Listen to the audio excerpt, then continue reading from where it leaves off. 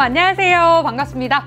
여러분 선생님이 이제 총평에서 어떤 얘기를 해드렸냐면요. 혹시 이제 안 듣고 온 친구들을 위해서 간략하게 말씀을 드리면 내가 어떤 문제를 다 틀렸다라고 해서 그 틀린 문제만 보는 것이 아니라 정말 이제 공부하는 입장에서는 내가 푼 모든 문제를 맞은 문제라 할지라도 정말 내가 제대로 알아서 맞은 거냐 아니면 잘못 알았는데 우연히 맞은 거냐라는 것을 체크하기 위해서는 이제 전문항을 한번 이제 살펴볼 필요가 있다라고 하는 말씀을 드렸습니다. 그래서 이번 우리 이제 학평 같은 경우도 마찬가지입니다. 조금 이제 난도가 낮다라고 생각이 되기 때문에 내가 틀린 것만을 이제 발췌해서 보는 것도 방법이 될 수는 있지만 여러분들이 이제 사회문화를 처음 시험 보는 학생들이기 때문에 내가 제대로 맞힌 거냐 정말 맞은 문제라 할지라도 개념을 5개념을 잡은 것은 아닌지를 체크하는 의미에서 선생님이랑 꼼꼼하게 살펴보도록 하겠습니다. 자, 지금 이제 1번 문제부터 보시면은요. 아마 이제 사회문화 공부 좀 학생들은 알고 있을 것 같습니다. 사회문화 1번이다 라고 하면 출제되는 전형적인 문제가 출제가 되었습니다. 밑줄 친 기역과 디귿과 같은 현상의 일반적인 특징이 뭐냐라고 해서 이러한 문항은 사회문화 현상 그리고 자연현상의 특징들을 대비하는 문항이 출제가 되었습니다. 그래서 일단 기역, 니은, 디귿이다 라고 얘기를 했을 때는 각각이 사회문화인지 자연현상인지 요거를 구별을 하시면 됩니다. 기역을 보면 연구와 실험을 통해서 질병의 위험에 대처하기 위해서 노력을 하였는데 자, 대처하고 있다, 노력하고 있다. 주체를 살펴봤을 때 인간이 의지를 가지고 행하고 있기 때문에 얘의 경우에는 사회 문화 현상이다 라고 하는 거 아실 수가 있는 거고요. 니은도 마찬가지입니다.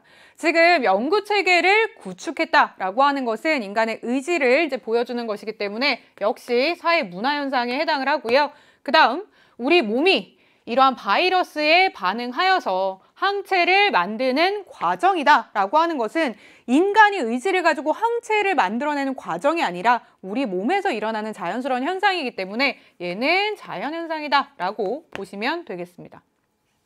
예를 바탕으로 선지를 분석해 보시면 되는데요. 기역 1번 보겠습니다. 기역과 같은 현상은 인간의 의지가 개입이 되어서 나타난다 라고 이야기를 했는데 1번이 정답입니다. 우리가 일단 사회문화 현상이다 아니다 나누는 기준이 인간의 의지가 개입이 되었느냐 아니냐라고 하는 것인데 기역은 사회문화 현상이기 때문에 1번이 답이고요. 2번도 살펴보도록 하겠습니다. 요거 별표 치고 잘 알아두셔야 되는데 자, 니은과 같은 사회문화 현상은 인과관계가 존재하지 않는다라고 생각하는 친구들이 굉장히 많습니다. 왜냐하면 인과관계다 라고 하는 것은 원인과 결과의 관계이기 때문에 얘는 자연현상에만 존재라고 5개념을 잡는 친구들이 있는데 인과관계라는 것은 사회문화 현상과 자연현상의 공통점입니다.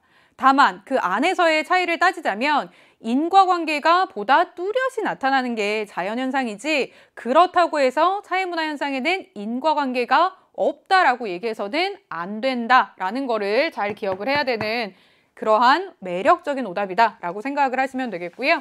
3번 보도록 하겠습니다. 자, 가치 함축성을 지닌다 라고 했는데 이것은 사회문화 현상의 대표적인 특성이기 때문에 틀렸고요. 4번 보겠습니다. 자, 니은과 같은 현상은 디귿과 같은 현상에 비해서 예측이 용이하다라고 되어 있는데 예측이 용이하다 그러려면 인과관계가 뚜렷해야 되죠. 그래서 이렇게 예측이 용이한 아이들은 자연현상이기 때문에 4번 틀렸습니다. 5번 보시면 자, 디귿과 같은 현상은 기역과 같은 현상과 달리 특수성이 나타난다라고 했는데 특수성이 나타나는 것은 사회문화 현상의 특징이기 때문에 얘네는 바뀌었습니다. 그래서 5번이 정답이 아니다 라고 체크를 하시면 되겠죠. 2번 보도록 하겠습니다. 다음 자료에서 게임 규칙에 따라서 말을 이동시켰을 때 말의 최종 도착 지점으로 옳은 것을 골라라 라고 되어 있습니다. 자, 지금 진술이 가랑, 나랑, 다랑 세 가지가 있습니다. 그런데 만약에 맞는 말을 하면 실선, 그죠? 맞는 말을 하면 실선으로 움직이게 되겠고 우리가 틀리면 점선으로 움직인다 라고 얘기를 했습니다. 그래서 각각은 실선이냐 점선이냐 라는 것의 차이만 있고 둘 다 이제 한 구간씩 이동을 하게 되어 있는데요. 자, 가나다에 일단 그러면은 우리가 맞는 건지 아니면 틀린 건지를 찾아봐야겠죠. 문화 상대주의는 문화 다양성을 유지하는 데 기여할 수 있다. 맞는 얘기입니다. 그 다음 자문화 중심주의는 자기 문화의 정체성을 상실할 우려가 크다라고 되어 있는데, 자문화 중심주의는 우리 문화가 우수한 거야 라고 하는 생각을 가지고 있기 때문에 자문화의 정체성을 지킬 수 있는 가능성이 훨씬 더 크죠. 이렇게 문화의 정체성을 상실할 우려가 있는 아이들은 문화 4대주의다라는 것이고요. 다는 문화 4대주의에 대한 설명인데, 자문화의 우월성을 바탕으로 다른 사회의 문화를 열등하다고 본다라고 했는데, 이게 뭡니까? 얘가 자문화 중심주의에 대한 설명이기 때문에 다는 틀렸다라고 하는 겁니다. 그래서 일단 맞는 것이기 때문에 처음은 요 실선을 따라가게 되겠고, 그 다음 두 진술이 모두 다 틀린 진술이기 때문에 점선을 따라가겠죠. 그래서 여기로 이동을 하게 되고, 또 점선을 찾아보면 여기로 이동을 하게 돼서 최종 종착지는 C가 된다라고 결정을 하면 되겠습니다. 이렇게 푸실 수 있는 쉬운 문제였고요. 3번 문항 보도록 하겠습니다. 사회 불평등 현상을 바라보는 다음에 관점에 부합하는 진술을 이제 보기에서 골라라 라고 얘기를 했는데, 여러분들이 이제 발문을 보다 보면 뭐뭐한 관점이라고 하는 게 나옵니다. 이랬을 때에는 기능론이냐 갈등론이냐 아니면 상징적 상호작용론이냐 라는 것을 이제 구별을 지으면 되는데요. 우리가 사회 불평등 현상과 관련하여서는 기능론이냐 갈등론이냐 라고 하는 것을 우리 교과 과정에서 배우기 때문에 요걸로 범위를 좁혀봐야겠다 라고 생각을 하시면 되겠죠. 제시문을 봤더니 직업이나 업무에 따라서 보수가 차등적으로 지급이 되는 것이 당연하다. 만약 모두가 동일한 보수를 받는다면 굳이 많은 훈련과 교육이 필요한 직업이나 업무를 맡으려는 사람은 없을 것이며, 결과적으로는 사회 전체의 효율성이 떨어지게 된다라고 해서 이제 기능론의 대표적인 시각입니다. 여러분, 얘가 이제 수능에서 이런 식으로 활용이 많이 되는데, 여러분 지금 개념을 이제 잘못 잡는 친구들 중에 어떠한 식의 이제 사고방식을 가지는 친구들이 많냐면요. 기능론은 좋은 거, 갈등론은 나쁜 거, 이렇게 이제 연결을 시키려는 학생들이 있습니다. 이제 사회를 잘못 여러분들이 이제 공부하는 친구들 중에서는 뭐 제일 긴 게 답이야, 뭐 이런 이상한 논리를 가지고 있는 친구들이 있잖아요. 이것과 이제 전혀 다를 바가 없는 생각인데, 기능론에 대해서 제대로 이제 이해를 해야 여러분들이 이 문항을 잘 풀었을 건데, 기능론에서는 이러한 차등 분배를 지지합니다. 이 세상의 일들에는 중요도가 다 다르다라고 얘기를 합니다, 기능론은. 그래서 만약에 차등 분배를 하지 않는다면 사람들이 여기서 보는 것처럼 열심히 일하고 남들보다 더 열심히 일하고 더 많이 공부하고 이런 거 안 할 것이기 때문에 이렇게 차등적인 분배를 해 주어야만 이 사회가 보다 바람직하고 효율적으로 잘 돌아간다라고 하는 입장이거든요. 그래서 얘가 기능론임을 잘 알아두셔야 되는데, 지금 보기 기억에서 보는 것처럼 소득 격차가 제거해야 될 대상이다라고 보는 아이들이 갈등론입니다. 갈등론에서는 이제 균등 분배를 지지하고 있기 때문에 오히려 소득 격차가 나면 사회가 더 안 좋아질 것이다. 왜냐하면 사람들이 더 많이 싸울 것이기 때문에 라는 생각을 가지고 있어서 얘는 부합하는 진술이 아니고요. 자, 니은 보도록 하겠습니다. 차등 분배는 개인의 성취 동기를 자극한다 라고 얘기를 해서 지금 니은이 기능론에 해당하는 설명이고요. 자, 디귿 보시면 상대적으로 더 중요한 직업이나 업무가 있다 라는 것이 기능론의 관점입니다. 여러분, 기능론 하면 배웠던 거 떠올려 보시면 같이 연결이 되는 학설 중에 하나는 우리가 사회 유기체설이다라고 얘기를 하는 겁니다.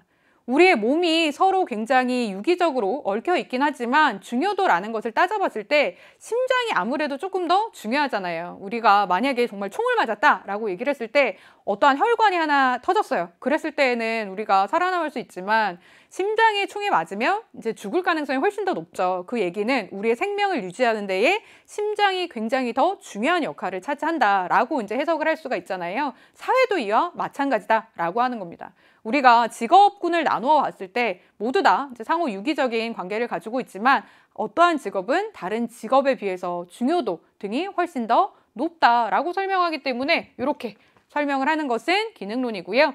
리을 보도록 하겠습니다. 사회 불평등은 지배층의 기득권 유지를 위한 수단이다라고 하는 것은 갈등론의 전형적인 설명이기 때문에 틀려서 니은과 디귿이 답이다라고 보면 되겠습니다. 4번 보도록 하겠습니다. 자, 그림은 수업 시간의 판서 내용이다. 이 수업의 주제로 가장 적절한 게 무엇이냐라고 되어 있습니다.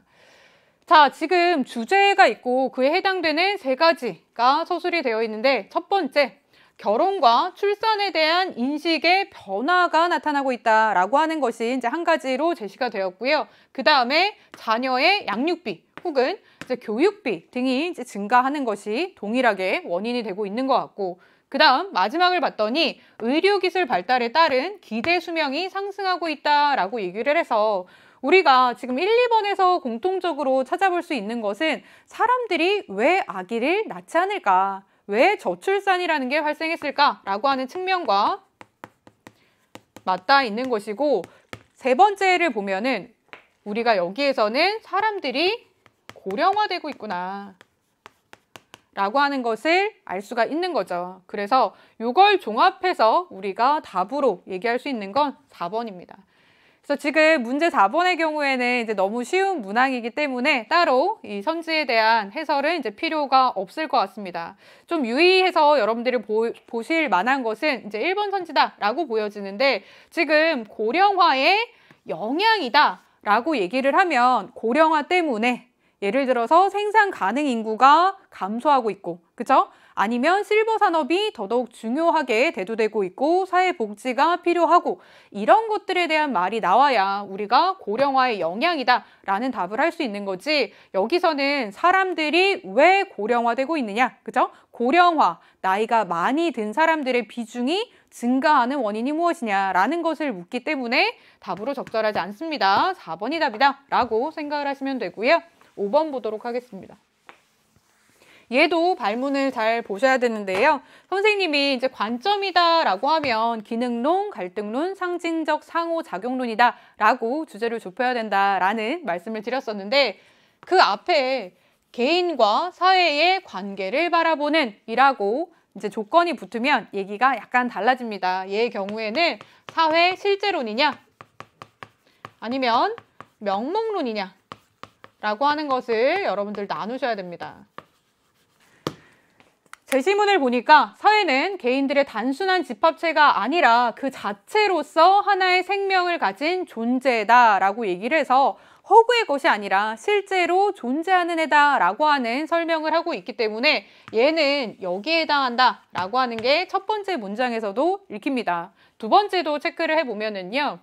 내가 속한 사회는 내가 태어나기 이전에 이미 존재해 왔고 내가 죽은 다음에도 존속해 나갈 것이다 라고 얘기를 해서 개인이 모여서 사회가 된다 라고 하는 설명은 여기서 가능하지 않다 라고 하는 거죠. 왜냐하면 개인이 태어나기 전에도 사회가 존재했기 때문에 사회라는 것이 뭔가 개인보다 훨씬 더 중요한 존재다라고 하는 게 읽힙니다. 그렇기 때문에 얘에 해당하는 말이구나 라는 것을 조금 더 확신할 수 있을 것 같고요.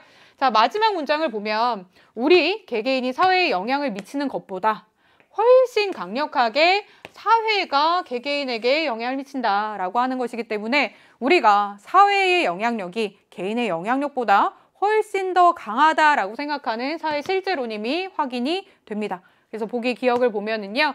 자, 사회의 모습은 개인의 의지에 의해 결정이 된다라고 얘기를 했는데, 여러분 우리가 마지막 문장을 판단 기준으로 삼으면 헷갈리지가 않는데, 자, 지금 마지막 문장에서는요. 사회가 개개인에게 영향을 미치기 때문에 얘가 더 힘이 세다. 간단하게 얘기하면 이렇게 설명할 수가 있죠. 기억을 보세요. 자, 지금 얘는 개인이 힘이 세요? 사회가 힘이 세요? 개인이 훨씬 더 힘이 세죠. 그렇기 때문에 얘는 명목론에 대한 설명이라서 틀린 답이 되겠고요.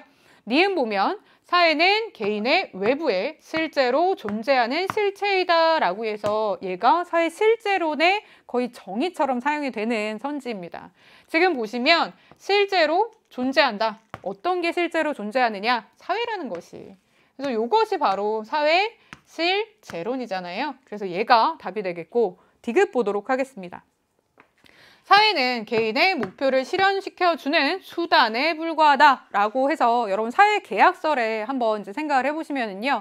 우리가 사회가 왜 필요하냐? 개개인들이 모였을 때 우리가 나의 안전을 보호하기 위한 수단으로서 필요하다라는 설명을 하잖아요. 그렇기 때문에 얘는 뭐에 해당이 된다? 얘는 사회 명목론에 해당이 돼서 답이 아니다라는 거고요.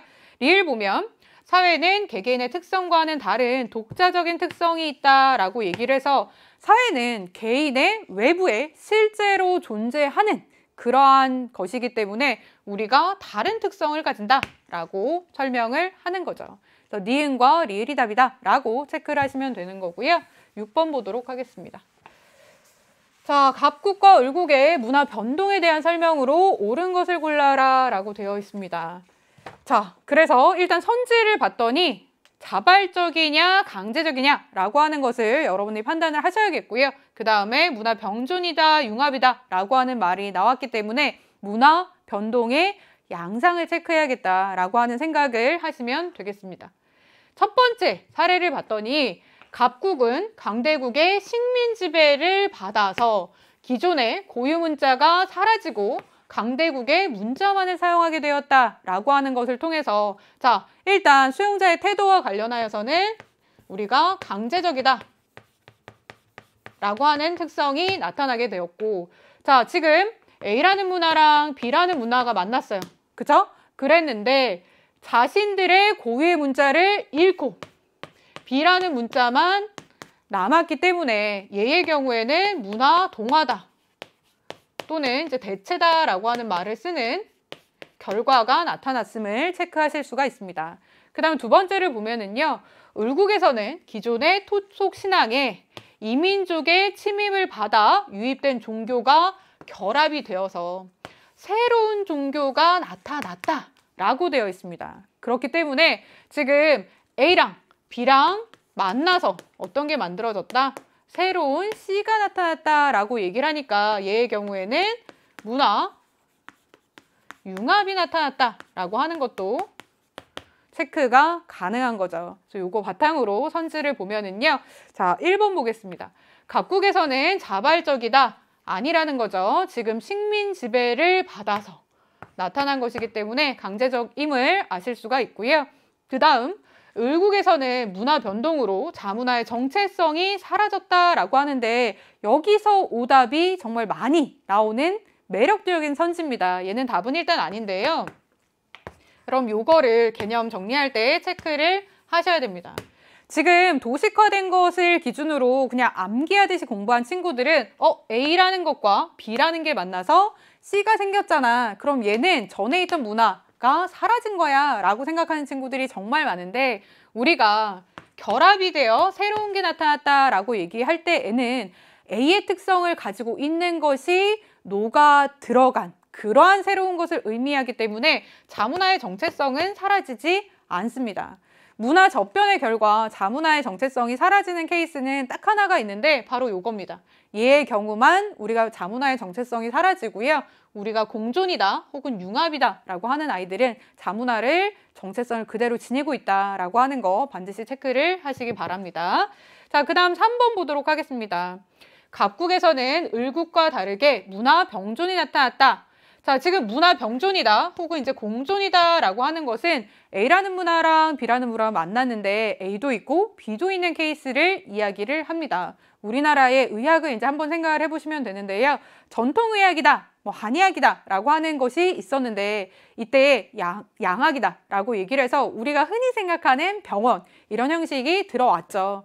근데 얘가 하나를 밀어낸 것이 아니라 얘도 있고 얘도 있고 그죠? 한의원도 있고 그런 병원도 있고 서양식 의술을 펼치는 그런 병원도 있고 둘 다 존재하는 경우 그런 것이 병존이라서 첫 번째도 두 번째도 나타나지 않는다라고 하는 거 아실 수가 있고요.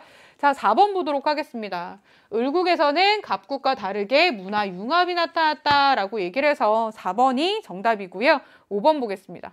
을국에서는 갑국과 다르게 강제적인 문화 접변이 나타났다라고 되어 있는데 자, 지금 을국도 보시면은요. 이민족의 침입을 받았기 때문에 우리가 달리다라고 하는 말을 쓸 수는 없다라는 것을 통해서 역시 답은 4번임을 확인할 수가 있는 문항이고요. 7번으로 넘어가도록 하겠습니다.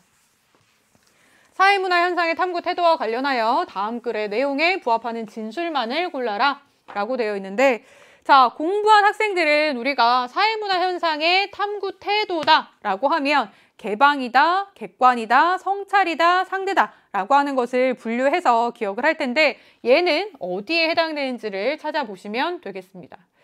자, 지금 사회문화 현상을 온전히 이해하려면 그 사회 구조와 맥락 속에서 살펴봐야 됩니다.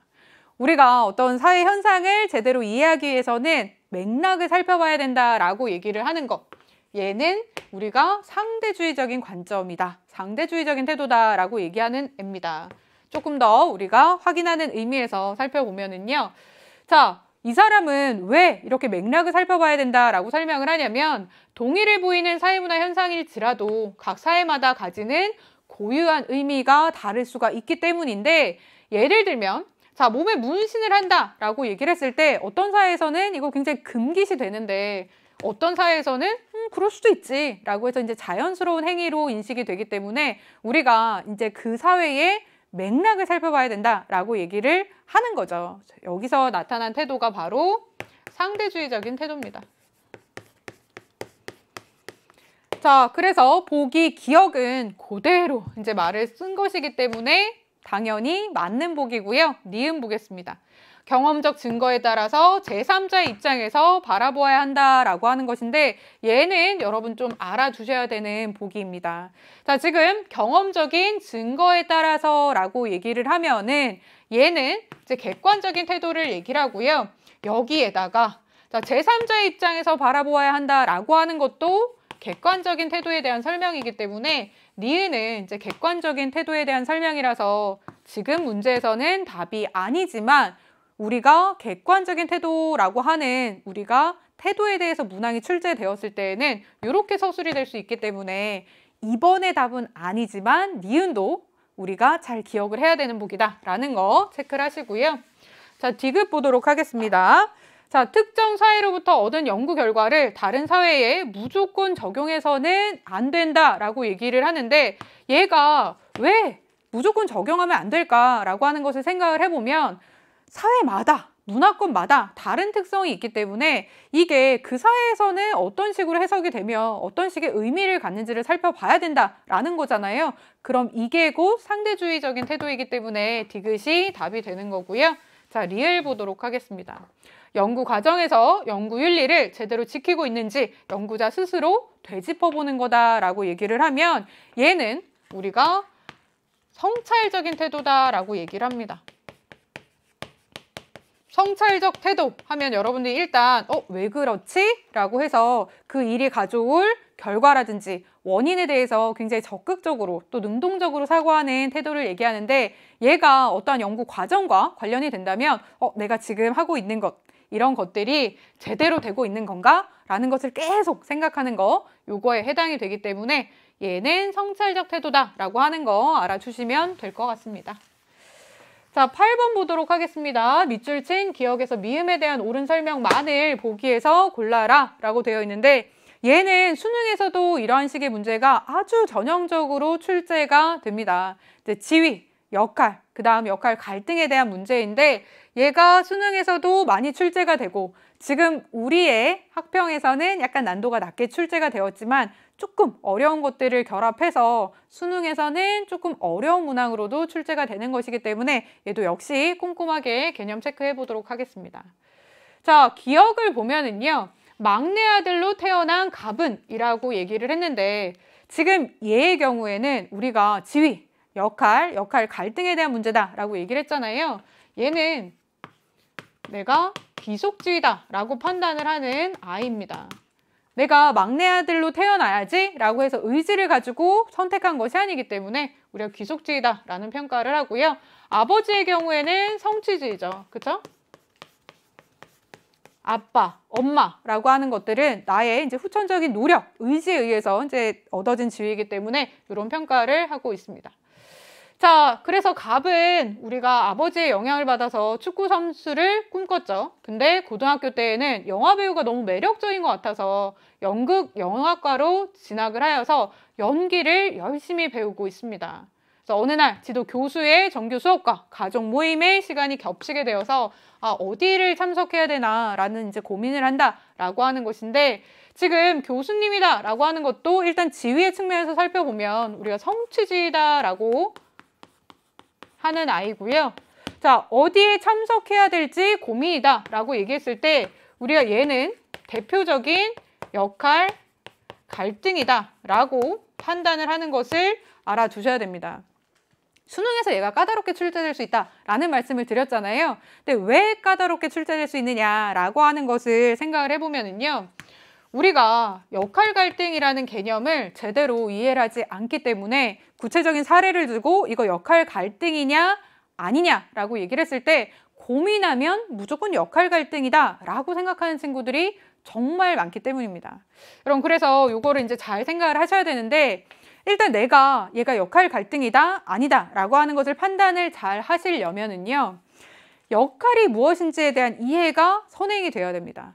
역할 갈등이라는 것은 아주 쉽게 얘기를 하면은요. 역할들이 많아서 얘네들끼리 충돌이 일어날 때 이것을 역할 갈등이다 라고 얘기를 하거든요. 근데 그렇다면 역할이란 과연 뭐냐? 역할이라는 것은 우리가 특정한 지위가 있잖아요. 그럼 이 지위에 대해서 사회적으로 또는 집단적으로 어떻게 행동해야지 라고 하는 기대가 있습니다. 이것을 우리가 역할이라고 부르기 때문에 어떠한 구체적인 상황에서 이게 사회적으로 또는 집단적으로 사람들이 가지고 있는 기대가 충돌하는 거냐 아니냐라고 하는 것을 잘 분류하셔야 됩니다. 여러분 예를 들어 선생님이 고등학생이에요. 근데 고등학생인데 내가 사범대를 갈까? 아니면 의대를 갈까? 막 고민을 합니다. 고민을 하죠. 이게 역할 갈등이냐? 아닙니다. 왜냐하면 선생님이 방금 얘기한 기준에 비추어서 보았을 때에 내가 사회적으로 사람들이 집단적으로 이루어지는 기대다라는 표현을 했는데 집단적으로 너라는 사람은 의대에 가야지 혹은 너라는 사람은 사범대에 가야지 라고 기대하지 않잖아요. 그렇기 때문에 얘는 그냥 개인의 단순한 진로 선택이지 역할 갈등이 될 수가 없습니다. 근데 얘의 케이스를 보면은요. 자, 어디에 참석해야 될지 고민이다 라고 얘기를 했는데 자, 얘는 교수님의 제자로서 정규 수업에 참여해야 된다라고 하는 기대를 사회적으로 받고 있습니다. 이게 역할입니다. 마찬가지로 내가 막내 아들로서 가족 모임에 참석해야지. 사회적으로 그런 기대를 하거든요. 야, 가족의 구성원이면 가족의 일에 당연히 참여를 해야지 라는 기대를 하고 있기 때문에 얘는 역할들끼리 충돌이 나타나서 역할 갈등이라고 판단을 하시는 겁니다. 아시겠죠? 이거 굉장히 난도 높게 까다롭게 출제가 되고 있기 때문에 이 개념 잘 체크를 하시고요. 기억 보도록 하겠습니다. 기억은, 동그라미 기억은 자신의 의지나 노력에 관계없이 주어지는 지위다라고 했는데 이것을 귀속 지위라고 하기 때문에 맞는 복이다 라는 것이고 자, 미음은 갑의 역할 갈등이 맞습니다. 그쵸? 니은과 기억과 니은이 답이고 디귿 보도록 하겠습니다. 니은과 다르게 리을은 성취주의다 라고 했는데 둘 다 성취주의죠? 틀렸습니다. 자, 디귿은 기억으로서 하는 역할 행동이다 라고 얘기를 했는데 자, 지금 연기를 열심히 배우는 것은 연극, 영화과 학생이다 라고 하는 지위에 따르는 역할 행동이다 라고 얘기를 해서 우리가 기억으로서 하는 역할 행동이 아니죠. 아들이 이렇게 해야 된다라는 기대가 있는 것은 아니고 그것에 따라서 행동하는 것은 아니기 때문에 이렇게 틀린 설명이다라는 거 체크를 하면 되겠습니다. 9번 보도록 하겠습니다. 다음 글이 주장하는 바로 가장 적절한 게 뭐냐? 얘는 사실 우리가 사회문화에서 아주 쉽게 볼 수 있는 유형은 아니고요. 약간 이제 언어 영역의 느낌이 나는 그런 문제입니다. 자, 첫 번째 문장을 보시면요. 개인의 행복에 영향을 미치는 요소는 굉장히 다양한데 질 높은 주거 환경, 물질적인 풍요, 정치 참여를 통한 만족감, 서로의 삶을 배려하는 도덕적인 실천이다 라고 얘기를 해서 얘는 우리가 1학년 때 공부 많이 한 학생들은 통합사회에서 행복의 조건이 뭐냐 라고 했을 때 보편적인 조건으로 언급이 되었던 아이들이다 라는 거 알 수 있을 것 같습니다.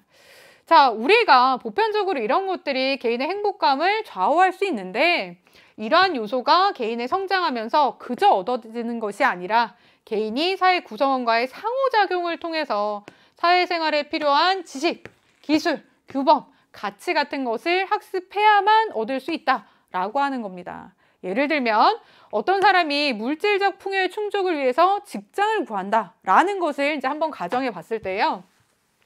일반적으로 회사는 구성원들과 원활한 이제 상호작용이 가능한 사람을 채용하려고 하기 때문에 이 사람이 사회생활에 필요한 지식, 기술, 규범, 가치 등을 학습했냐라고 하는 것을 보게 된다라고 하는 것이죠. 그렇기 때문에 이런 게 갖춰지지 않은 사람들은 회사에 채용이 되기 힘들다라고 하는 겁니다. 그래서 우리가 결론적으로 여기서 필자가 얘기하고자 하는 바가 뭐냐라고 얘기했을 때 보편적으로 이런 거 중요하다. 근데 이런 중요한 것들을 얻기 위해서는 요런 거를 학습한 사람이어야 된다라고 하는 거라서 우리가 사회화에 대해서 얘기를 하고 있다라고 하는 게 체크가 가능합니다. 그래서 사회화라는 것이 결국은 개인의 행복한 삶을 누리기 위한 바탕이 된다라고 하는 2번이 답인데요.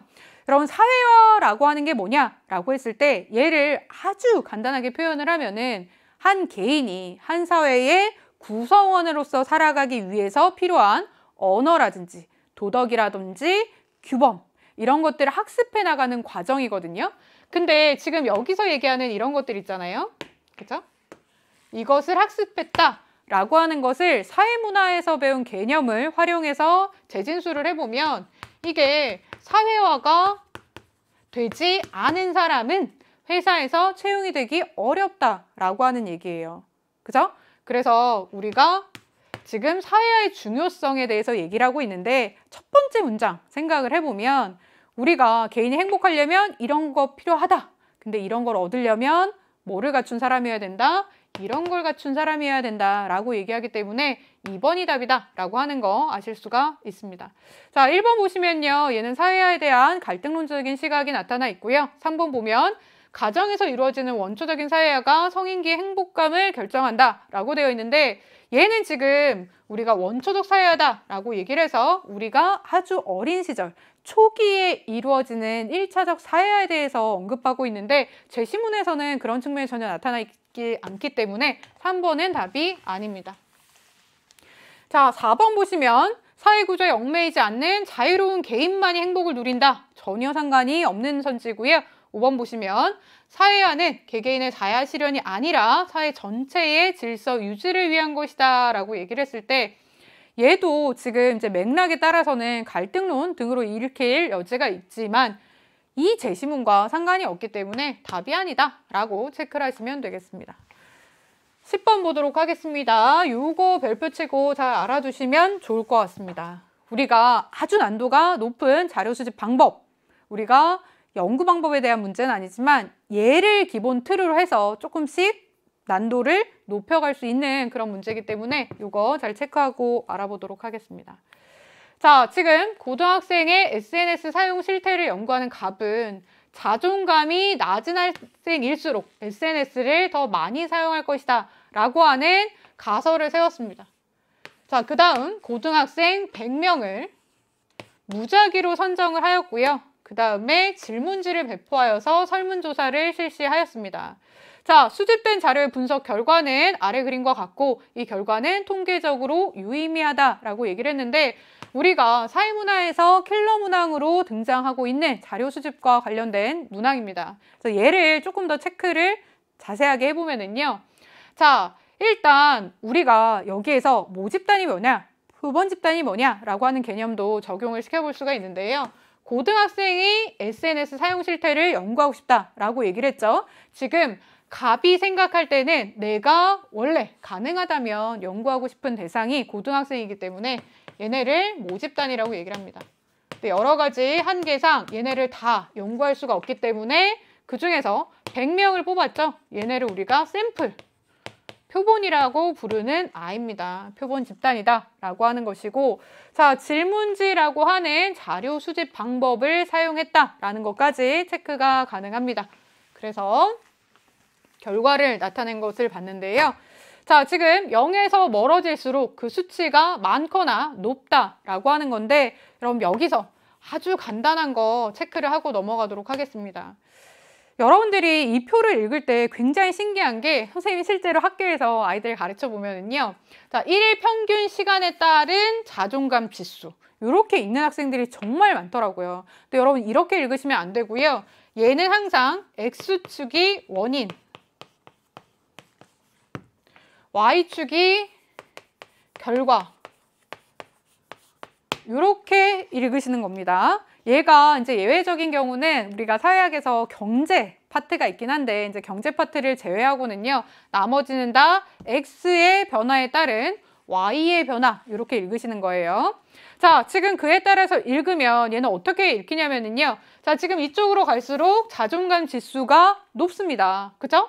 그런데 지금 일일 평균 SNS 사용 시간은 떨어지고 있죠? 그죠? 이렇게 일단 해석을 하고 보기 분석해 보도록 하겠습니다. 자, 기억을 보면 통계 자료를 활용하여서 연구를 수행하였다라고 했는데 지금 사용 시간이 몇 시간이냐? 이런 식으로 우리가 수치화, 계량한 것을 볼 수 있기 때문에 기억 맞고요. 자, 니은 보겠습니다. 자료 분석 결과에 따르면 가설은 수용이 된다라고 했는데 자, 지금 이 사람은 어떤 가설을 설정을 했냐면요.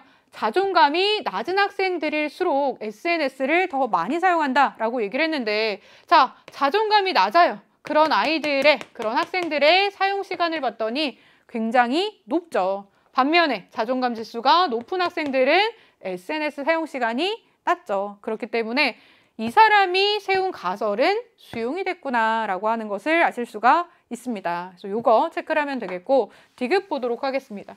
SNS 사용 시간이 자존감에 미치는 영향을 알아보고자 하였다라고 하는데 얘는 틀렸습니다.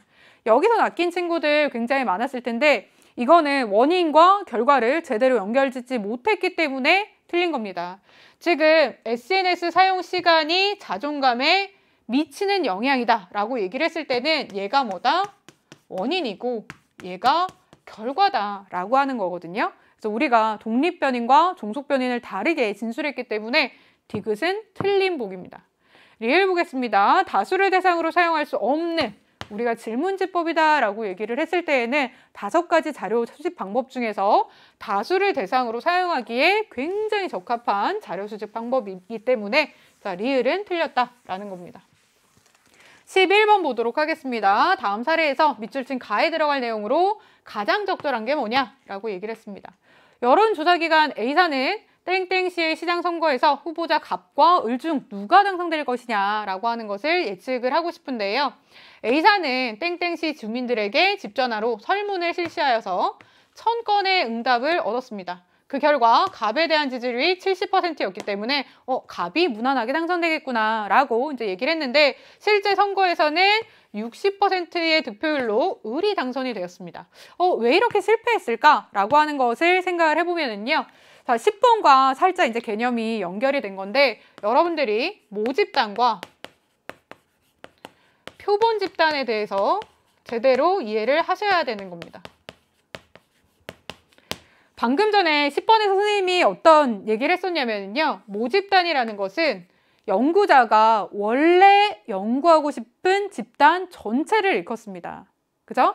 그래서 얘는 내가 연구하고자 하는, 연구자가 연구하고자 하는 집단 전체를 의미하는데 사실 모집단 전체를 다 연구할 수 있는 것은 거의 이제 어렵다라고 생각이 듭니다. 예를 들어서 선생님이 우리나라 청소년의 SNS 사용 시간과 수능 점수 이런 것들을 연구해보고 싶다라고 얘기를 했을 때 어떻게 우리나라 청소년을 다 연구를 하겠습니까? 그쵸? 그런 한계가 존재하기 때문에 그 중에 일부를 추출하게 되는데 그 추출한 일부를 표본 집단이다 라고 얘기를 합니다. 그래서 내가 실제로 이 연구가 얼마나 성공적이냐라고 하는 것을 이제 담보를 하려면은요. 모집단을 우리가 그 중에서 일부를 표본으로서 뽑았을 때 이 표본이 말 그대로 원래 속한 집단인 모집단의 특성을 얼마나 골고루 반영하고 있느냐가 관건이 됩니다. 이것을 우리가 표본의 대표성이다 라고 부르거든요. 그래서 표본의 대표성이 가지려면 내가 추출한 일부가 특정한 조건에 편중되지 않고 이때 편중이 되었다 아니었다라고 하는 것은 모집단을 기준으로 삼는 건데 모집단을 기준으로 했을 때 표본 집단이 특정 조건에 편중되지 않고 골고루 선택이 되어야만 우리가 표본의 대표성을 지닌다라고 설명을 하거든요. 근데 지금 요 여론조사를 살펴보시면은요. 표본이 정말 이 사람들을 대표할 수 있느냐라고 하는 것에 문제가 있다라는 것을 여러분이 깨달을 수가 있습니다. 왜냐하면 이거 이제 예리하게 잘 본 친구들은요. 여러분 집 전화로 설문을 실시했다라고 하는데 요즘에 여러분 집에 집 전화 있어요? 선생님이 요즘에 이제 학생들 이제 인적사항 모으다 보면은 집에 집 전화 없는 학생들이 굉장히 많습니다. 그리고 있다 해도 지금 여러분 평일에 집에 전화했을 때 집 전화 받는 사람들은 아무래도 좀 한정적이겠죠. 그죠? 예를 들면 지금 이제 현실 상황에서는 여성분들, 엄마들이라든지 이런 식으로 특정한 조건에 편중되기 때문에 정말 A시의 사람들을 전체로 대표할 수 있느냐라고 얘기를 했을 때에 그렇지 않다라고 얘기할 수 있다라는 거죠. 그래서 얘가 이렇게 예측을 잘못한 이유는 표본이 대표성을 갖지 못했다라고 하는 겁니다. 자, 역시나 뒤에 나온 내용을 살펴보면요. 당시 유권자의 인구 구성을 살펴봤더니 노년층이 50, 청장년층이 50%였는데 청장년층은 휴대폰만을 사용하고 집전화를 설치하지 않았습니다. 그래서 주로 후보자 을을 지지하던 청장년층의 표심이 전화 설문조사에는 반영이 될 수가 없었습니다. 그래서 이렇게 자세한 것까지 또 추가가 됐기 때문에 우리가 뭐임을 확신할 수가 있다. 표본이 대표성을 지니지 못했구나 라고 하는 겁니다. 자, 그래서 얘는 조사 대상자의 수가 너무 적었다. 우리가 사실 너무 적은 수만을 표본을 추출한 다음에 이걸 일반화하는 것도 문제가 있기는 있습니다. 그런데 지금 여기 사례에서 얘기하고자 하는 것은 수가 너무 적었다라고 하는 것이 아니라 특정한 표본이 편중이 되었다라는 것이기 때문에 1번은 답이 아니고요. 자, 계량화된 자료 분석이라고 우리가 문제점을 찾을 수 없습니다. 자, 편향된 질문 있다라는 거 맥락에서 전혀 찾을 수 없고요. 4번 보면은 얘가 답입니다.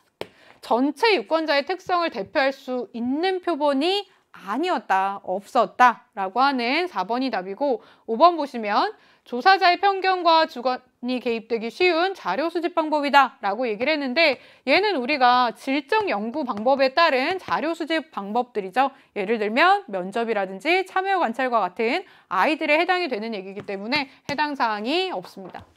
12번 보도록 하겠습니다. 밑줄 친 기억 니은에 대한 옳은 설명만을 보기에서 골라라 라고 되어 있어서 지금 절대적 빈곤과 상대적 빈곤에 대한 문제인데 얘가 전형적으로 출제되는 방향으로 문제가 그대로 나왔습니다.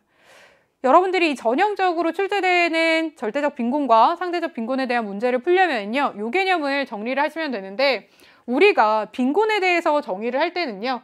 객관적인 빈곤이 존재하고 그 다음 주관적인 빈곤이라는 게 존재합니다. 객관적인 빈곤이라는 것은 쉽게 얘기를 하면 누가 평가를 해도 동일한 결과를 가진다라고 하는 겁니다. 그래서 어떠한 사람이 이 가구는 빈곤 가구야 라고 얘기를 했다면 다른 사람도 동일한 대답을 하는 거고요. 자, 주관적이다 라고 하는 것은 내가 어떻게 느끼느냐라고 하는 그 주관적인 감정에 의한 그런 지표에 의한 빈곤입니다. 그래서 객관적 빈곤에 해당되는 유형 두 가지를 여러분들이 배우시는 건데 절대적 빈곤과 상대적 빈곤을 배우는 거고요. 요거를 이제 유의하셔야 되는 건데 절대적 빈곤이다 라고 얘기를 하는 거는요. 예를 들면 최저생계비 미만이다 라고 얘기를 해서 우리가 인간다운 삶을 살려면 절대적으로 이 정도의 물질이 필요한데 이게 갖춰지지 않았다라고 하면 우리가 판단을 하는 절대적 빈곤이다라고 이제 판단을 하게 되는 거고요. 상대적 빈곤이다라고 하는 것은 상대다라고 하는 것은 뭐뭐에 비해서라고 하는 뜻입니다. 그래서 다른 사람 혹은 다른 가구에 비해서 이렇게 우리가 경제 수준이 요만큼이다라고 이제 평가를 하는 건데 보통 우리나라에서는 뭐를 쓰냐면요. 중위소득의 50% 미만이다 라고 하는 식으로 기준을 삼아서 평가를 하게 됩니다. 근데 얘네는 공통적으로 여러분들이 생각을 해보시면은요. 자, 이 가구가 최저생계비 미만이다 아니다. 혹은 중위소득의 50% 미만이다 아니다 라고 하는 것은 누구나 동일하게 평가를 하기 때문에 얘네는 객관적 빈곤이다 라고 부르는 거고요. 주관적인 빈곤이라는 것은 말 그대로 어떠한 사람이 느끼는 것이기 때문에 얘는 이런 객관적인 지표에 의해서 결정지어지지 않습니다. 정말 내가 재산이 1조다.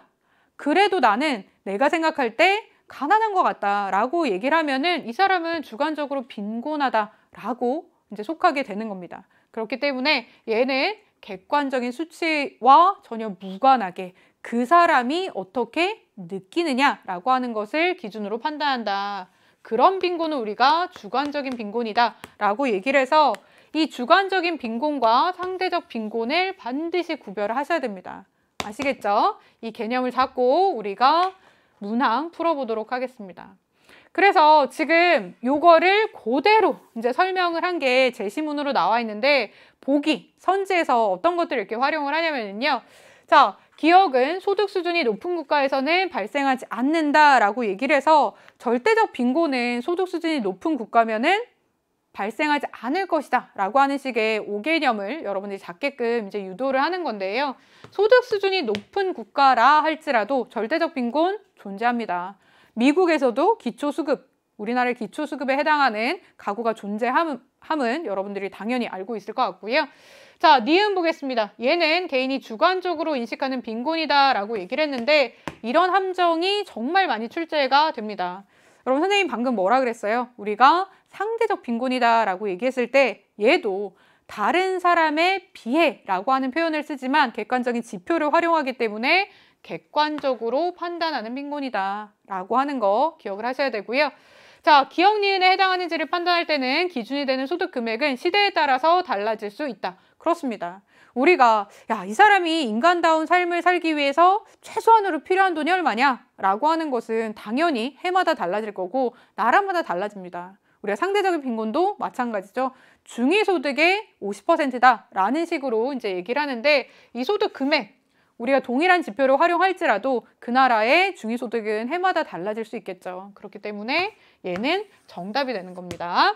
리을 보시면 자, 각국에서 니은에 해당하는 가구 수가 기억에 해당하는 가구 수보다 많을 경우 최저 생계비는 중위소득의 50% 미만이다 라고 하는 건데 자, 얘는 보기가 다 그대로 수능에서 그대로 출제가 될 만큼 중요하기 때문에 자, 체크해 보도록 하겠습니다. 자, 지금 니은에 해당하는 가구는요. 상대적 빈곤이었잖아요. 지금 상대적 빈곤에 해당하는 가구가 절대적 빈곤에 해당하는 가구 수보다 많습니다. 이때 최저생계비와 중위소득의 50%의 대소가 어떨 것이냐라는 것을 따져보시면요. 자, 상대적 빈곤 가구가 많다라고 얘기를 하면은 얘의 기준선이 얘의 기준선보다 높다라고 하는 뜻입니다. 근데 얘는 우리가 중위소득의 50% 미만이라는 걸로 측정을 할 거고 얘는 최저생계비로 측정하겠다라고 하는 걸 알려줬잖아요. 그죠? 그러면 얘도 동일하게 부등호가 가면 되는 겁니다. 그래서 최저생계비는 중위소득 50% 미만이다 라고 하는 것을 얘를 통해서 미만이다 라고 하는 게 체크가 되는 거죠. 그렇기 때문에 리을이 답이다 라고 하는 거 알아두시면 됩니다. 그래서 얘는 부등호만 따질 수 있으면 풀 수 있는 문항이었고요. 자, 13번 보도록 하겠습니다. 그림은 어느 고등학교의 학생회장 선거 홍보물이다. 밑줄 친 기억에서 미음에 대한 설명으로 옳은 것이 무엇이냐 라고 되어 있습니다. 자, 지금 기억 보면은요. 학생회 홍보부의 차장이다 라고 되어 있습니다. 1번 보도록 하겠습니다. 동그라미 기억은 자연 발생적으로 형성된 사회 집단이다 라고 얘기를 했는데 여러분 자연 발생적으로 형성되는 사회 집단이다 라고 하면 어떤 걸 지칭하는지를 아셔야만 됩니다. 얘는 우리가 공동사회를 얘기하는 겁니다. 그렇죠? 우리가 본질 의지에 의해서 결합 자체가 목적인 아이들에 대해서 한정적으로 활용할 수 있는 얘기이기 때문에 얘는 틀렸죠. 학생회다라고 얘기를 했을 때에는 우리가 특정한 목적을 가지고 만났기 때문에 이익사회다라고 얘기를 하지 얘는 공동사회가 아닙니다. 2번 보도록 하겠습니다. 자, 니은은 가입과 탈퇴가 자유로운 사회집단이다 라고 얘기를 해서 얘가 정답입니다. 자, 시민단체다 라고 얘기할 때는 자발적 결사체의 3가지 유형 중 하나인데 자발적 결사체의 대표적인 특성이 우리가 가입과 탈퇴가 자유롭다 라고 얘기를 하잖아요. 그래서 2번이 정답인 거고요. 3번 보겠습니다. 자, 디귿은 사회화를 목적으로 결성된 사회 집단이다. 틀렸습니다.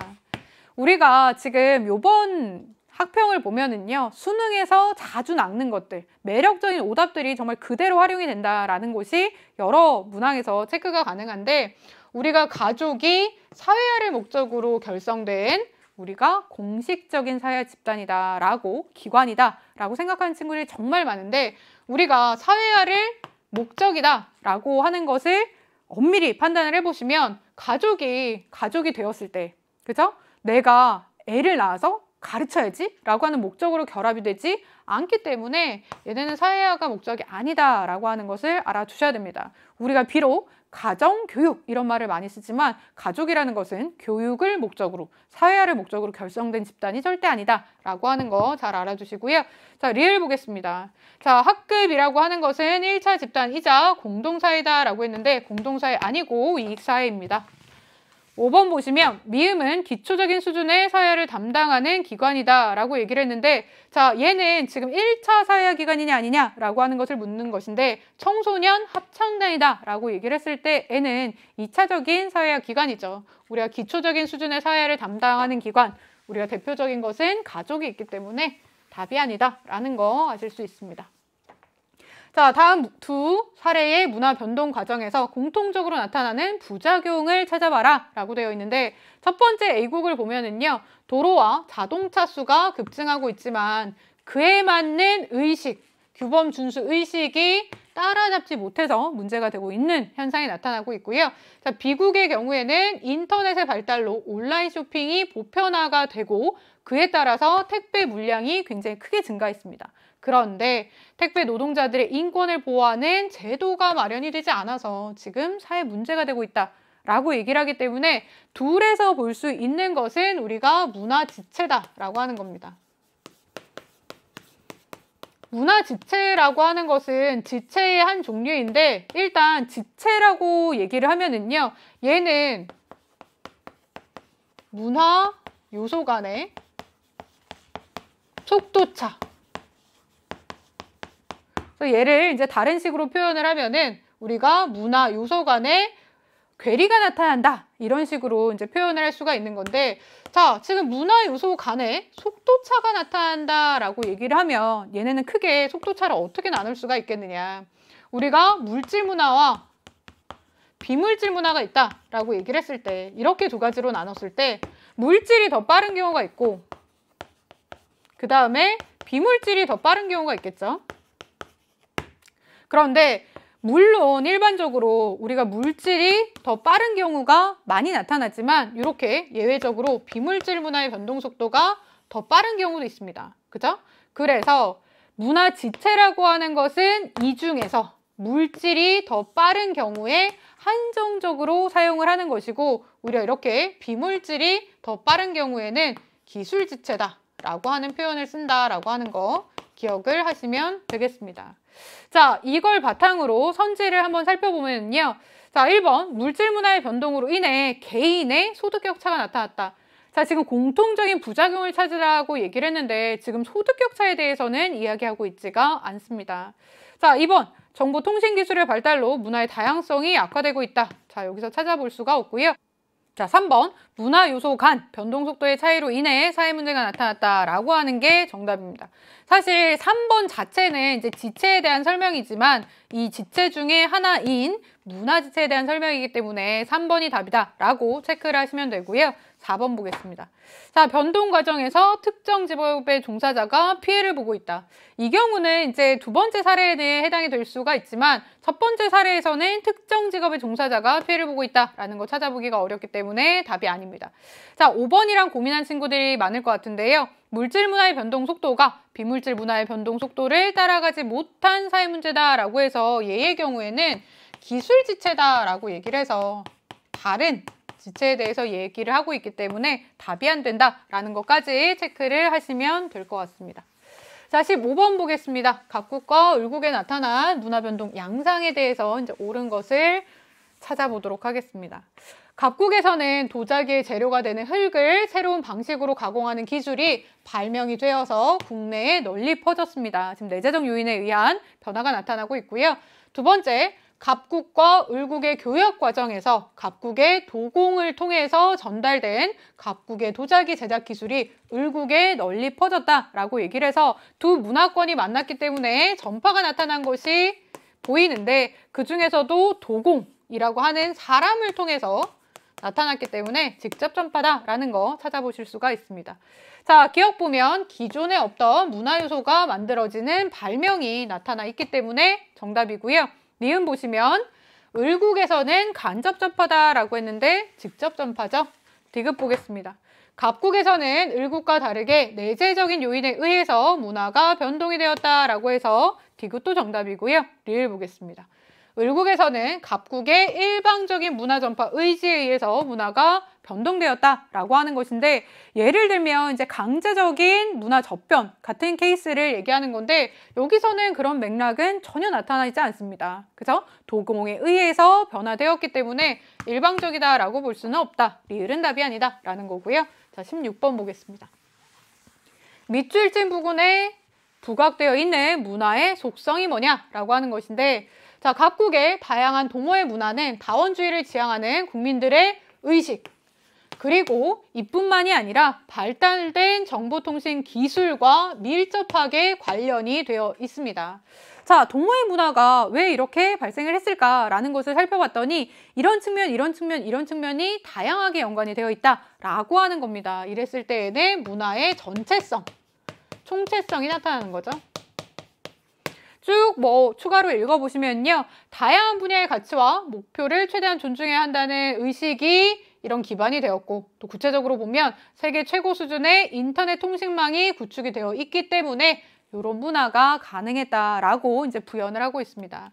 1번 볼게요. 문화는 후천적으로 학습되는 것이다. 학습성에 대한 설명. 2번. 문화는 세대 간 전승되어서 새로운 요소가 더해진다라고 하면 축적성에 대한 설명이고요. 3번. 문화는 시간이 흐르면서 형태나 내용이 변하더라. 변동성에 대한 설명입니다. 4번 보시면 얘가 정답이죠. 문화는 여러 구성 요소들이 상호 유기적으로 결합이 되어 있다라고 해서 여기서도 이렇게 여러 측면을 보여주고 있죠. 4번이 정답이고 5번 보시면 문화는 한 사회 구성원 다수가 공통적으로 지니는 생활 양식이다. 얘는 뭘까요? 얘가 공유성이라서 우리의 문제와는 해당 사항이 없다라는 겁니다. 17번 보겠습니다. 자, 지금 원격 수업을 하고 있습니다. 밑줄 친 가에 들어갈 말로 가장 적절한 것을 골라보도록 하겠습니다. A, B는 산업사회 아니면 정보사회거든요. 자, A에서 주로 나타나는 모습을 봤더니 재택근무가 확산이 되고 있고 전자상거래, 인터넷 뱅킹 이런 게 일반화되고 있습니다. 그러면 얘가 정보사회가 될 것이고 B를 봤더니 관료제 조직이 보편화되어 있고 그에 따라 우리가 소품종 대량 생산 방식이 또 보편화되어 있는 것을 볼 수가 있습니다. 얘는 산업사회다라고 하는 건데 지금 교사가 여기에 대해서 이제 언급할 말은 A는 B에 비해서 라고 해서 요 사회, 그러니까 정보사회에서 두드러지는 특성에 대해서 얘기할 것 같습니다.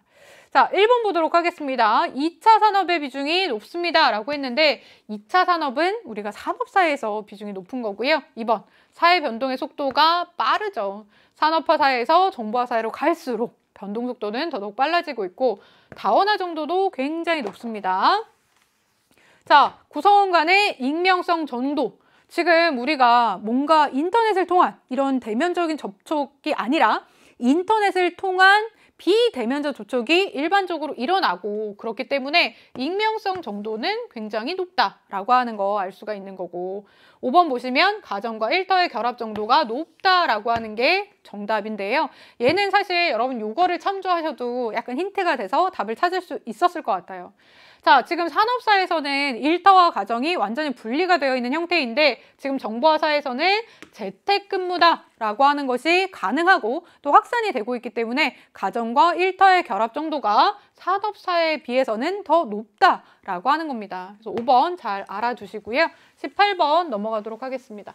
자, 얘는 개정되면서 들어온 내용이기 때문에 여러분 반드시 알아두셔야 되는 거죠. 더더욱 알아두셔야 되는 거고.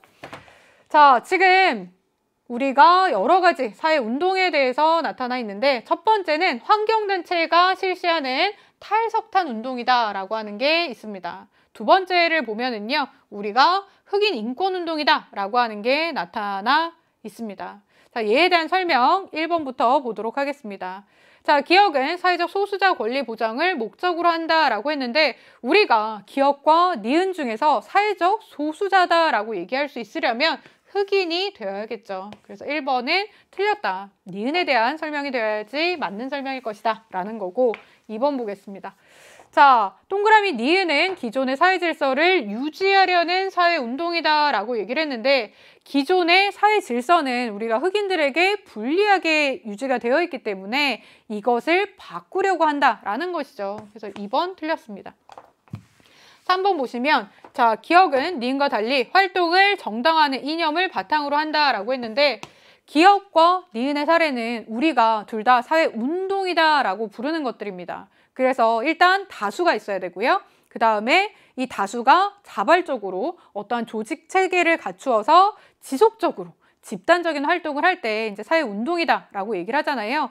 여기에서 추가로 아셔야 되는 게 우리가 얘네는 구체적인 목표 그리고 이것을 실행할 수 있는 여러 가지 이제 수단을 가지고 있고 동시에 이것을 정당화하는 이념을 가지고 있습니다. 그래서 달리라는 말 쓰면 안 되고요. 4번 보겠습니다. 니은은 기업과 다르게 목표 달성을 위한 구체적인 수단이 있다. 달리 아닙니다. 둘 다 사회운동이기 때문에 둘 다 존재한다 라는 것이고 5번 보겠습니다.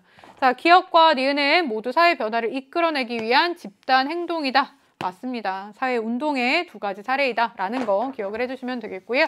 19번 보도록 하겠습니다. 자, 각국에서는 고등교육 기회에서 오랜 기간 소수민족이 차별을 받았는데 이거 해소하기 위해서 해당 어떤 특정 대학에서 신입생 정원의 5% 이상을 소수민족을 뽑으면 우리가 보조금을 주고 있습니다.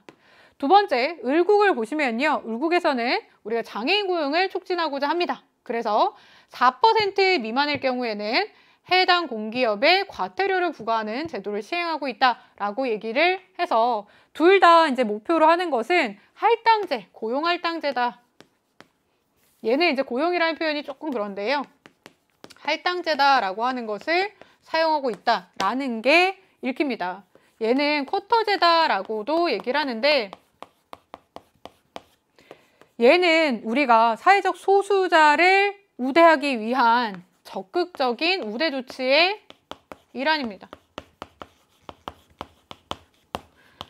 그래서 1번 선지부터 선생님이랑 확인을 하면은요. 자, 각국에서는 사회 불평등을 사회적 관점에서 접근하지 못하고 있다라고 얘기를 하고 있는데 지금 각국도 그렇고 을국도 그렇고 우리가 어떤 사회적 소수자다라고 했을 때 이거 문제이기 때문에 사회가 개입을 해야 된다라고 생각을 해서 우리가 정부에서 그죠? 해당 대학에 보조금을 주거나 아니면 해당 공기업에 과태료를 부과하는 제도를 실시를 하는 거죠. 그죠? 그래서 사회적 관점에서 접근하고 있다. 1번 틀렸다라는 것이고요. 2번 보겠습니다. 을국은 사회제도의 개선보다 개인의 의식개혁을 통해 차별을 해소하고자 한다. 그렇다면 이런 제도를 마련하지 않았겠죠. 2번 틀렸습니다. 자, 3번 보겠습니다. 갑국은 을국과 달리 보상보다는 제재를 통해 제도의 목적을 달성하고자 한다. 라고 되어 있는데 자, 지금 얘네는 보조금을 주고 있고 얘네는 과태료를 부과하고 있기 때문에 얘가 보상, 그죠? 얘가 제재가 되겠죠? 3번 틀렸습니다. 4번 보시면 을국에서는 각국과 달리 역차별 문제의 발생 소지가 없다라고 했는데 지금 둘 다 할당제를 시행하고 있고 이것은 적극적 우대 조치의 일환이기 때문에 둘 다 역차별이 발생할 소지가 있습니다. 4번 틀렸고요. 5번 보겠습니다. 갑국과 을국 모두 사회적 소수자에 대한 적극적인 우대 조치를 시행하고 있다라고 얘기를 해서 5번이 정답이다 라는 거 체크를 하시면 되겠습니다. 자, 20번 보겠습니다. 얘는 여러분들 이제 개념 자체는 쉬운데요. 문제를 구성하는 과정에서 자칫 낚일 수 있는 거라서 여러분 조심하셔야 됩니다. 자, 지금 수업의 한 장면인데요. 교사가 힌트를 주었어요. 그래서 그 다음에 복지제도를 알아맞혀봐라 라고 얘기를 해서 힌트를 듣고 정답을 안다면 먼저 손을 들고 정답! 이렇게 얘기를 해야 되는데 자, 처음 힌트가 뭐였냐면 이 제도는 국가와 지방자치단체의 재정으로 제도 시행에 소요되는 비용을 전액을 부담한다 라고 얘기를 해서 얘 자체는 뭡니까? 공공부조에 대한 설명입니다. 그래서 학생이 정답 뭐입니다 라고 얘기를 했는데 이 학생이 옳게 말했는지 틀리게 말했는지를 잘 판단을 하셔야 됩니다. 얘가 옳게 말했으면 기억에 공공부조가 들어가는 건데요. 교사가 뭐라고 얘기했냐면 오답입니다. 야, 너 틀렸어 라고 얘기했기 때문에 얘는 공공부조라고 얘기하지 않고 기억에 뭐라고 얘기했을 것이다. 사회보험이라고 얘기했을 것이다. 그죠? 사회보험의 한 종류라고 얘기를 했기 때문에 교사가 기억은 사회보험에 해당해 라고 이제 얘기를 한 거죠. 자, 그 다음 힌트 2를 봤는데요. 이 제도는 생활이 어려운 사람에게 필요한 급여를 제공하여 이들의 최저 생활을 보장하고 자아를 돕는 것을 목적으로 합니다. 라고 얘기를 해서 얘는 뭐에 대한 설명이나 공공부조에 대한 설명입니다. 그죠? 그런데 학생이 맞게 얘기했느냐 틀리게 얘기했느냐 라고 하는 것을 또 체크를 해야 되는데 학생이 니은입니다 라고 얘기를 했더니 교사가 네 정답입니다 라고 얘기를 했기 때문에 니은이 공공부조가 된다라고 하는 거 아실 수가 있는 겁니다. 그래서 여기에 따라서 보기를 판단을 해보면 자, 기억은 사회적 위험을 사전에 대비하기 위한 것이다. 보험이라는 것의 성격이 우리가 미리미리 대비하는 거니까 기억이 맞는 거고요. 자, 니은은 공공부조에 해당합니다. 정답이고요. 자, 디귿 보면 기억과 달리 니은의 수혜자는 모든 국민이다 라고 되어 있는데 자, 혜택을 받는 사람이 누구냐라고 하는 것은 약간씩 이제 달라질 수가 있는데 여기에 가입한 사람들 원래 누가 가입해야 되느냐라고 하는 것을 따져서 이 가입된 사람들이 다 혜택을 받는다라고 가정을 했을 때에는 우리가 사회보험이 원칙적으로 모든 국민을 대상으로 하기 때문에 얘가 다르게 나타난 것을 아실 수가 있는 거죠. 그래서 얘는 틀렸다라는 거고요. 자, 리을 보면 니은과 달리 기억은 빈부격차를 줄이는 데 기여한다라고 하는데 요거 별표치고 잘 체크를 해두도록 하겠습니다. 우리가 빈부격차를 줄이는 데 기여한다라고 하는 것을 다른 측면에서 얘기를 하면은요. 자, 소득 재분배 효과가 있느냐? 라고 하는 걸로 체크를 해볼 수가 있는데 소득 재분배 효과는 공공부조와 사회보험에 둘 다 나타납니다.